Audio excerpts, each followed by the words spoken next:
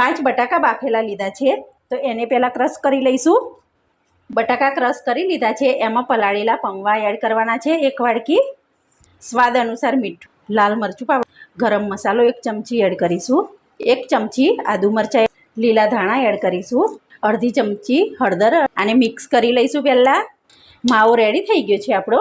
1 cup મેદો લીધો છે, એમાં એને પલાળી લેવાનો છે આપણે। બેટર એકદમ આવી રીતના પાતળું રાખવાનું છે। આવી રીતે પહેલાં આપણે રોલ બનાવી લઈશું। બધા આવી રીતના જ શેપ આપવાનો છે। આપણે બધા રોલ રેડી થઈ ગયા છે। આપણે જે રોલ બનાવ્યા હતા એ આ બેટરમાં આવી રીતના બોરી લેવાનું છે અને આ ઝીણી સેવ ઉપર આવી રીતના લગાવી લેવાની છે। ગરમ તેલમાં આપણે આને તળી લેવાની છે આવી રીતના।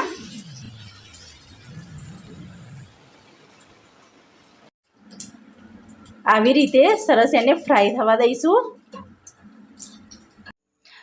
રોલ એકદમ ક્રિસ્પી થઈ ગયા છે, તો એને ઉતારી લઈશું।